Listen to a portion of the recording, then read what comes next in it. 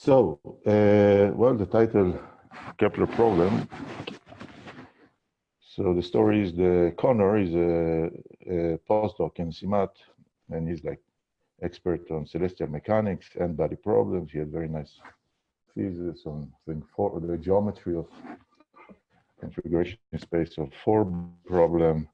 And so he came and he asked me, well, can we say something about the geometry of this? It's a bunch of differential equations. Can we say something about the geometry of these differential equations? I learned a little bit about this subject recently.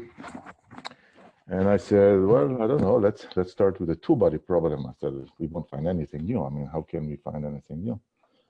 And so there's a standard methods to study these differential equations invented by Lee, I think.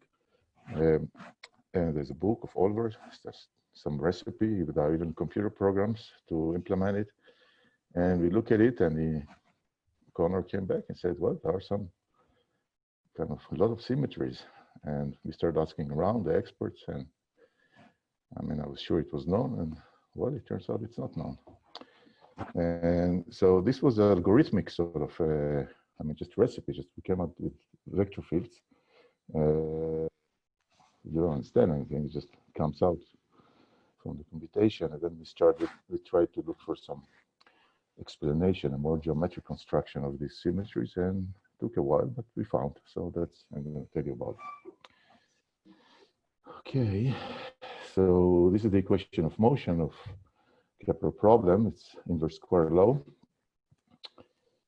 And it has two standard conserved quantities, the energy,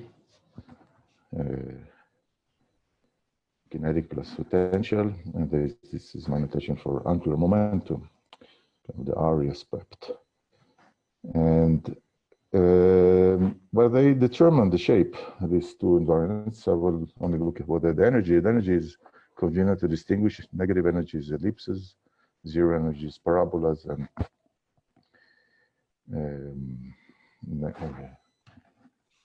something is hiding my screen here. I don't know how to remove it. Oh, here it is.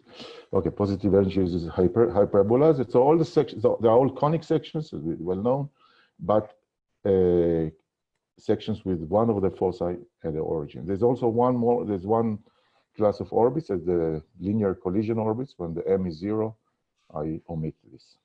Okay. So what else? Okay, so what kind of symmetries I'm looking for? I'm looking symmetries of like local diffeomorphisms of the plane, just forming orbits to orbits, but pay attention only unparameterized orbits. I don't care about the time parameterization, which is, if we do that, we don't get any really interesting symmetries other than the obvious ones. And this is pretty common in celestial mechanics. They reparameterize the orbits sometimes. So that's some trivial symmetries, I call them, just rotations and dilations. And the question is, this is a two-parameter family of symmetries, like it's a two-dimensional Lie group of symmetries. And the question is if there's anything else. So Gil? Yes. Excuse me, I have a question. Yes. Do you preserve the origin? Yes. Okay. Preserve. Well, no, I do not necessarily preserve. So parallel translation is allowed? Yeah, no. Well, you see, if you take parallel translation, it will not take Kepler orbits to Kepler orbits, because it will take an ellipse to an ellipse. But with the Kepler orbits, I mean conics with a center of the origin. Okay. With one of the so foci, one of the foci, yeah, we preserve the origin. Okay. Mm-hmm. Yeah, they preserve the origin. It is just local diffeomorphism of the punctured plane. Okay, yeah, I'm sorry. Okay, so this is the first theorem. That's what comes out from the calculation. It tells you that that actually the 7-parameter group of symmetries, not 2, And the calculation, this is the maximal symmetry dimension of three-parameter family, of course. The Kepler orbits is a three-parameter family of curves, and there are some general results saying you that the maximum possible for the, in this case, is 7 dimensions. So this is what is called a flat family. And yeah, we can also get actually infinitesimal generators like vector fields whose flow acts by these orbital symmetries, what I call. And the first two are the trivial ones, right? This is the Euler vector field, just dilations, and the second one is rotations. So the question is, what the hell are these other ones? Okay, so we want to find some explanation. Sorry? What do you mean by flat? Okay, it's a terminology coming from the theory of differential equations. And that means that it's kind of, let's say it is, there's several ways to say it, but it's the maximum symmetry possible. For example, if you take y triple prime equal to 0, just vertical parabolas, it's a three-parameter family, that's the maximal, it means that it's locally diffeomorphic, the Kepler orbits is locally diffeomorphic to just this vertical parabolas, okay, to this family. It's the flattest possible, the most symmetric possible. Okay. Gil, while we're stopped, should we think of this as a path? Is this an example of a path geometry? Well, path geometry usually means that you have a two-parameter family. I will turn into this in a moment. Okay, thank you. Okay, this is a three-parameter family. It's not path geometry, but it is related. Yeah, it's in the same business. Okay. All right. So now we're looking at a two-parameter family. For example, you fix the energy. That's a very natural way to get a two-parameter family. They do this all the time in celestial mechanics. So what you get what, for example, if I fix a negative energy, I take all ellipses of some fixed major axis, and they fill up this disk of radius 1 over e. That's called the Hill region in celestial mechanics. And they usually consider this, they like to put a metric. Yeah, these turn out to be geodesics of this metric. But if you look at this metric doesn't have much isometries, only the circular symmetries. Here we're looking at like the diffeomorphism of this puncture disk that map unparameterized or curves to unparameterized curves. Sometimes it's called projective transformation of so here the result is this is not flat. The maximal dimension symmetry for two-parameter family, it's just the 8-dimensional, it's projective group. So this is not flat, but it's like sub-maximal. It's the next best possible, and it's a 3-dimensional symmetry. There's a classification. Student of Lee, Tress, did this classification. It's one of these items on his list. It's the Nebius group, PSL2R. Just strangely enough, pops up its head in this Kepler problem of ellipses of constant energy or constant major axis.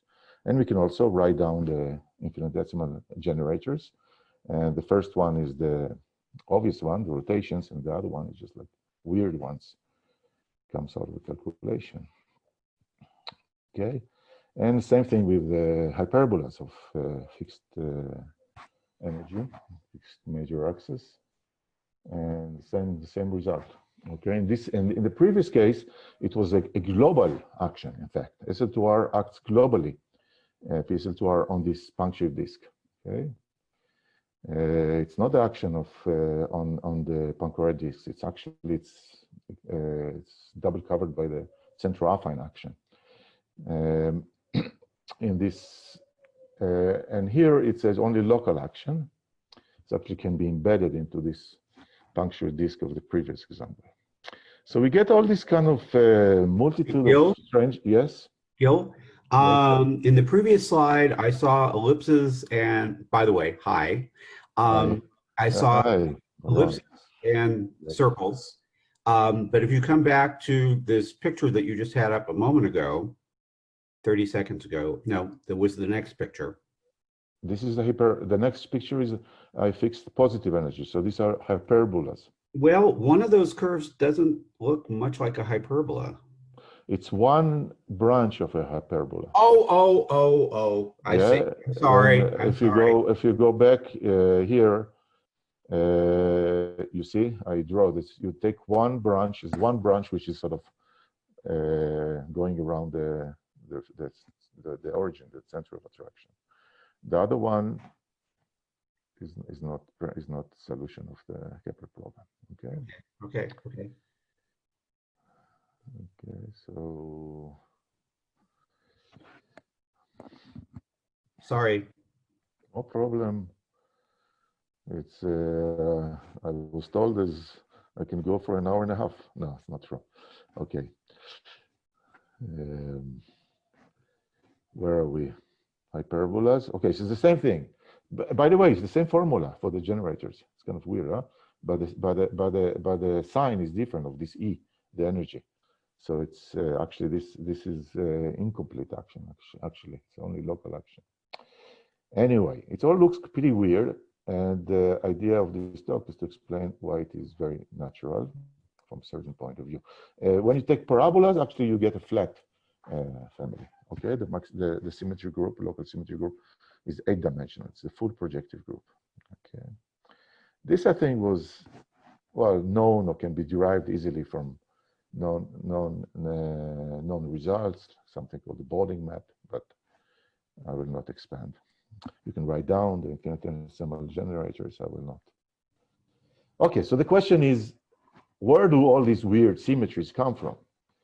And I will do this in 2 steps. Okay, first steps, I will show that all these strange things that we get is like shadow from higher dimensional space. Okay, so first we go on to 3-dimensional space, and that's well known. You know, the Kepler the conics are just come from conic sections. We take a cone, and maybe it's less well known that if you take a conic section, any conic section, and you project it orthogonally to the horizontal plane, what you get is a Kepler conic. It's obviously you get a conic, but you get a conic with one of the foci at the origin. But that's pretty simple exercise.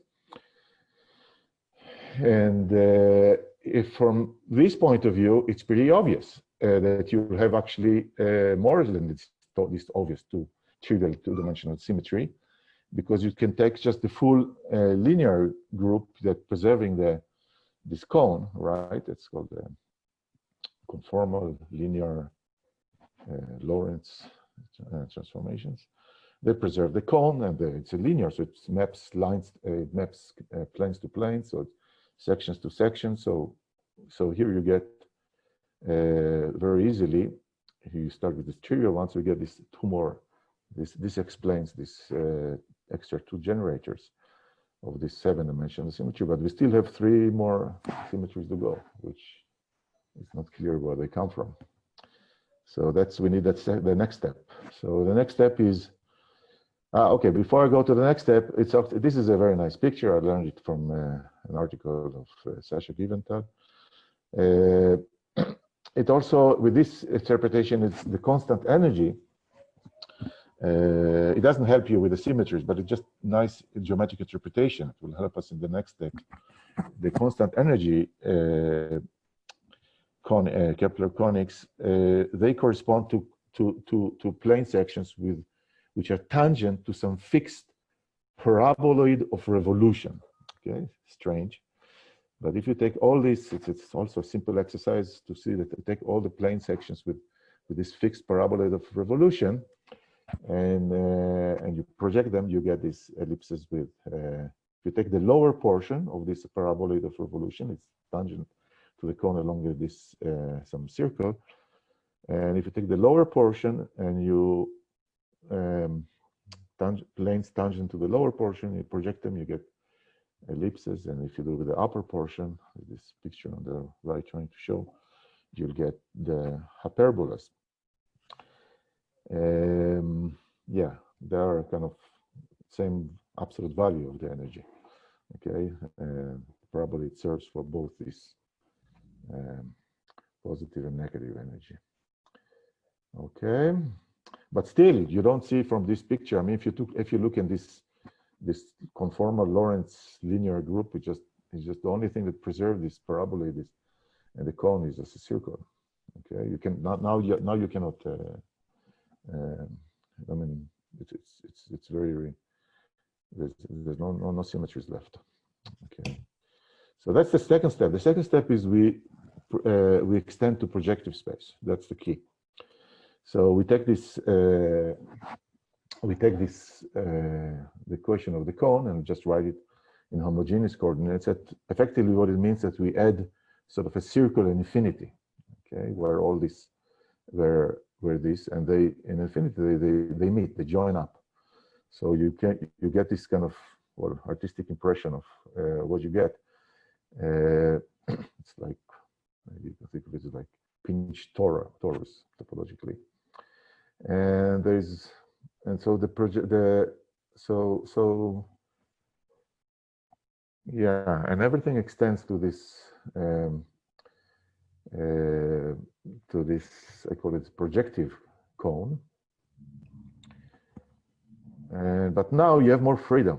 You can look at projective transformations that so they will preserve this projective cone, and they send planes to planes, and they will preserve the plane sections. It will not preserve this plane, this circle in infinity, this intersection of the cone with a circle in infinity. But that's okay. That's in projective geometry. Infinity has no special role, and that's where you get all the other symmetries for. So the rest is just simple calculation. Here I show you a more true impression. I take another affine chart of the same thing, but now kind of we have like a point in infinity, right? This z-axis intersects this plane in infinity. Sorry, and then so I bring it here, and this plane, the Kepler plane, is sent to infinity. So that's the picture you get. It becomes actually a cylinder, this whole cone. This pinched point is, you don't see it, it's infinity. And same thing with the hyperbolas. Also, you can understand what's happening here. You see like one branch is on this side and then the branch on the other side. On the cylinder, it's the same. It's just some intersection of a plane with a cylinder. It's not really a difference between different conic sections as it should be in projective geometry.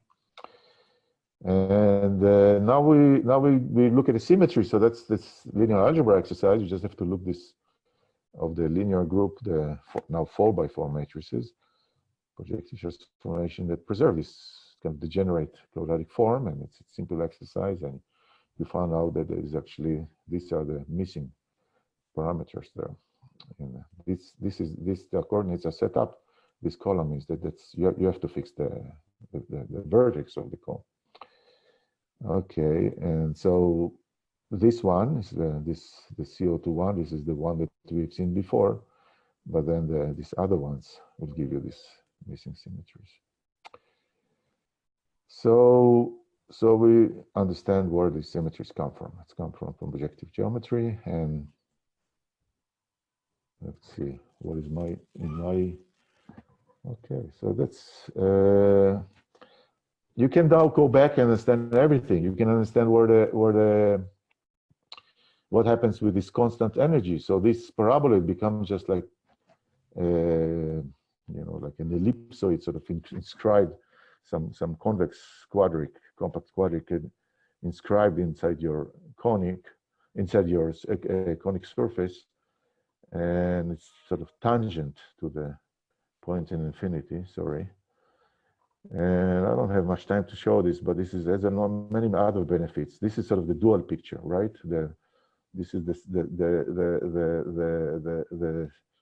dual projective, three-dimensional projective space, the space of planes in our usual projective space.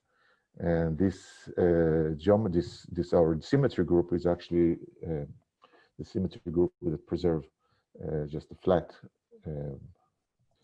Just Minkowski, the Lorentzian metric there. and then you can establish a dictionary between this Lorentzian geometry on this dual space on our usual space. Here I show you one example of this, how this duality works. You can look at lines in this dual space, and they're space-like, not too vertical, they're light-like exactly, and the time-like, and each one corresponds compared to pencils of conics. Okay, so I'm showing you, for example, light-like, it just means that you're taking all the Kepler conics which are tangent at a fixed point. So let's give you a light line in the dual projective space. And okay, once you got this gadget, you can just go and play with it without formulas, just like the pure pictures. And here for example, taking constant angular momentum that turns out to be flat. They correspond to planes that pass through a given point. And we can also look at other central forces, the Coulomb force, like repelling force, and Hooke central force. We get similar results, lots of symmetry. We look at Kepler problem on curved space, like hyperbolic or plane on the sphere, and we get also similar results. And now this is the last one is like an open question. This list, Tress, the student of Lee, made a classification of these path geometries, homogeneous ones, and we now found on one of these items on the list, an exceptional item, we found a nice interpretation. It shows up in real life. Well, the question is, how about the other items? There are some families with parameters. It opens up the door to some other inquiries of the same nature. That's it. Thank you very much. Thank you. Okay. So, are there questions? May I ask a question? Yes, of course. So there is this duality, Bolin's theorem, Yes. between laws of central attraction. How does it appear in your? Yeah, it appears if you go to the Hooke, according to this duality you just mentioned, the Hooke force law, like linear force, not inverse square, is dual to the Kepler force law, right? So indeed, you can use this duality, and you can show that indeed the conics are. The Hooke conics have the center at the origin, not the focus on the origin, and it just goes through again. You can. There's the full family has 7-dimensional symmetry. It's not so trivial. You cannot use the Bolling map, for example. Bolling map it does send Kepler conics to, Hooke conics to Kepler conics, but it doesn't preserve energy. The Bolling map. Yes. It's but something extra, but by the end of the day, it's everything is copied. It's very, very similar in the Hooke case and then the Kepler case. Also, there's from the Hooke case, you won't get hyperbolas. You will get only ellipses. So you have to take kind of a repelling Hooke force to get the hyperbolas. But it's all, once you get this idea with this picture, with this projective picture, the very elementary one, it's all become very simple exercises. You can forget about all these complicated recipes of symmetries of differential equations. Okay, so. Excuse me, can I ask a question? Sure. Sure. So there's this wonderful fact that if, again, we're looking at the planar Kepler problem, that if you, instead of looking at the orbits in position space, but you look at the orbits in, well, we'll call it velocity or momentum, I don't care, that they're actually circles. Right. Yeah, I know this. Yeah, I think it's a Milner article. I read it. There's a Milner article, and I actually think I'm going to ask Mark about this. I believe that there's no question, this is related to stereographic projection, and And so there's the correspondence between geodesic flow on the spheres and the orbits, at least in momentum. Yeah, I think I think it's attributed to Moser. This result you're saying, yeah. Yeah. I mean, people knew all. Your microphone is gone. You got muted. Sorry. Maybe I said it's very interesting, all this stuff. There's lots of stuff, but we don't have what I'm talking about doesn't have is not related to what you're saying, because we are ignoring time. So there's no geodesic flow. You know, there's no that I'm not respecting time parameterization. So this is So geometry. there's no. I cannot talk about momentum, about. You see, there's no. It's a different sort of context in a way. Yeah, it's only the orbits. The unparameterized orbits. Well, those parameters, I mean, for example, when you're doing, you're showing this correspondence between, going back to this, okay, so you're saying these are different, but let me just bring this up. If you look at the correspondence between the geodesic, let's call it the geodesic orbits, and then the Kepler orbits in momentum space, I don't think you're trying to preserve the parameterization. I think it's unparameterized curves. And I just want to say very, very quickly, because I want to make Mark nostalgic. You cannot talk about these orbits, even if you, after you go to momentum space, and then you forget about the parameterization, there's no phase space. You cannot go to momentum space if you don't have, if there's no dynamics, you see? That is a very good point, okay? Yeah. That is a very good point. Yeah. Okay. Well, we would like to have some results relating to the dynamics. There's some theorem, I think Connor told me about something called like Lam theorem, about, you know, the arcs of orbits which are traversed by some given time, all right? And there were, yeah, so this is it's a very neat theorem. Lambert. Lambert, sorry, Lambert, not Lambert. Yeah, but this is talking about a time, so we'd like to. It's not clear how to. I think celestial mechanics will get interested if we can say something about the dynamics. That's my impression. It's nice set of geometry, you know, either way, but it would be nice to have some dynamical consequences from this, or applications from this type of symmetries. Okay. Any more questions? Oh, this is a dumb question. Can you clarify that on your last slide, you call this a path geometry, but earlier on you said it wasn't a path geometry, so I'm a little confused. Okay, when you take the full family of Kepler orbits, is a 3-parameter family of orbits. You can if you want to get rid of the time, it's a system of 2 second-order equations.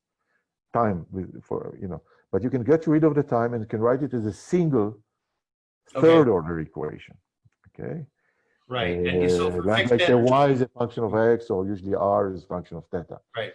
All right. So that's not usual terminology. That's not path geometry. Path geometry is like second order. Right. Okay. Yes. But if I fix value of the energy or the angular momentum or some other, you know, there are many other sort of surfaces in this. You can just fix the surface and this space of this in Minkowski space. You know, it fixes a 2-parameter family of orbits. Then you get something called path geometry. And but I took just the natural ones, just fix the energy, fix the angular momentum, things like that. You know, you can fix, for example, you can fix the minor axis. It's pretty entertaining. If you fix the minor axis, that I haven't seen it done in celestial mechanics. Usually fix the major axis because this is, but you can fix the minor axis, and that turns out to be also, you know, it's locally equivalent to the path geometry that you get by fixing the major axis. Okay, and all this is seen very easily in this projective picture. Just like you have this cone in Minkowski space, and you just translate it up and down, and that's in one. When as you translate it, you know, it becomes from major axis to minor axis. It's a nice toy to play with. Yes. So in the cylinder picture, so those other three actions were, one of them was translation along the cone. Correct. I Well, mean, on the translation cylinder. like the cone, fixing the point, you know, the vertex. Yeah, it's kind of entertaining to try to imagine how they do on it. Maybe we can make some movies, you know, how they different the different 7 parameter families, you know, and how they smoosh around this cone, you know. Gil, and what would correspond to this cylinder, for instance, in that duality that Sergei mentioned? So what would be an analog of that if you consider Kepler hook duality, so to say? Right. It's up to some cover, some 2-to-1 cover. It's the same thing. Okay, it's the same geometry. You can map. I think, how did it is? You can map the hook plane onto. I think it maps to like 1/2 of this cone.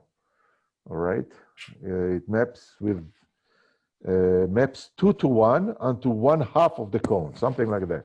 So locally, it's all the same. They're all covering each other. These path geometries up to some cover is the same picture in the hook plane, and that's how you can understand also this.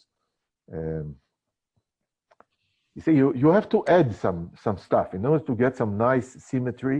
The same as in projective geometry. You have to add some ideal objects. For example, some of the what you have to add in you know, I didn't go into great detail, but there are lines, you know, there are orbits. What you get here also in this picture of this projective cone, you get also lines not through the origin. Okay, they are also they correspond to some to something on this cone, and then it's so you get more ideal objects. You have to add them, otherwise you see these lines is when you take in a hyperbola, right, and make it kind of open more and more, and so you can get in the limit. You can get a line which is not through the origin. So well, you know, if you give me another hour, we can go to more carefully into Our time is officially over, but if anybody wants, we don't have any talks until 11. So Richard. May I ask another question? So Sure. I just wanted to say that if anybody needs to leave, that's officially over, but not me. Okay. go ahead. Okay, Sergey, go ahead. Yeah. So I want to ask about work of Albouy. He has Yes. paper on classical mechanics where it's treated from projective geometry point of view. Yes. You know this paper? Yeah, of course. Is it I mean, related the first thing we did, we started, you know, scanning. First thing we asked Albouy, what can he say, you know, because he's supposed to be the world expert. No, because it is like projective dynamics. Okay, again, I mean, there is a word projective appears, but he is not related. I mean, this thing of forgetting about the time parameterization is pretty, it looks minor, but it's a drastic measure. So no, I don't see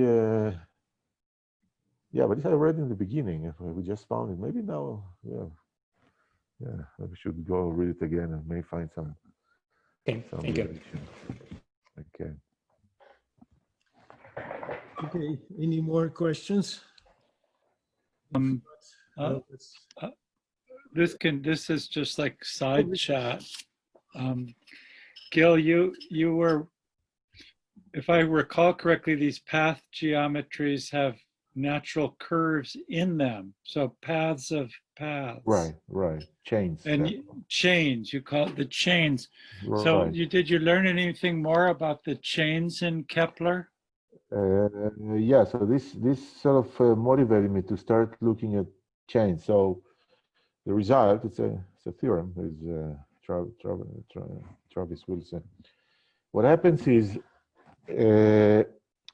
if your path geometry, for example, in this case of Constant energy?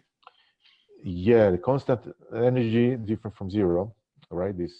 Yeah, This one, all right? yeah. This is called a projective path geometry. It means that the path are the geodesics of some affine connection. In fact, it's of a metric. The mapper 2 is metric. In this case, what we found out is chains are just the path.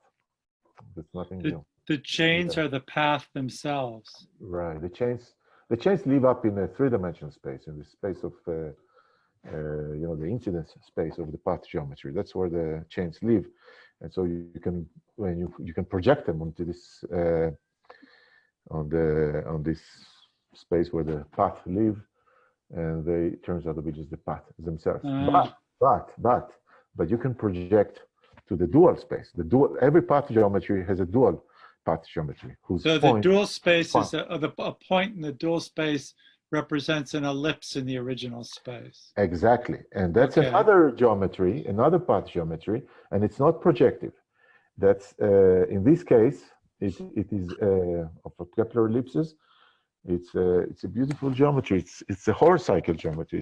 It's a Poincare disk with the action of the standard action of isometries of PSL2R, and the path of these are just the Hor cycles. The standard model is just circles tangent to the boundary, and there the chains are, since this is not projective.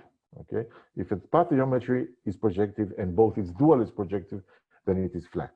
Okay, so in this case it's not flat, so its dual geometry is not projective. Therefore, the chains are not Hor cycles. What are they? Well, we drew them. We have pictures. I don't know what they are. There's weird curves. There must be something curved which has something to do with hyperbolic geometry.